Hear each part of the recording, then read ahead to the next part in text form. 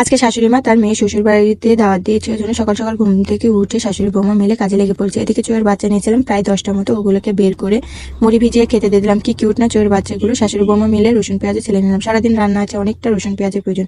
এগুলো আমাদের জমি চাষেরই।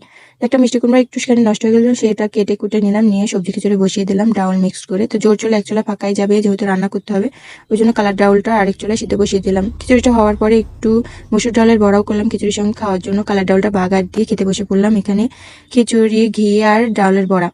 তো খাওয়া দাওয়া কমপ্লিট করার পর এত সুন্দর ওয়েদার হবে বুঝতেই পারিনি, ঝরঝর করে বৃষ্টি পড়ছিল।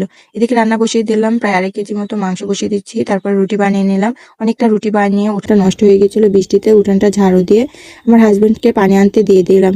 তো পানি টানি আনার পর সমস্ত কিছু রেডি করে নিলাম। এখানে আত্মীয়রা চলে আসছে, শুধুমাত্র ননদের শ্বশুরমশাই আসছে, আর ননদা আসেনি কারণ একটা কাজে ব্যস্ত হয়ে গেছে, ননদও আসেনি। ভিডিওটা ভালো লাগলে লাইক কমেন্ট শেয়ার সাবস্ক্রাইব করে দাও।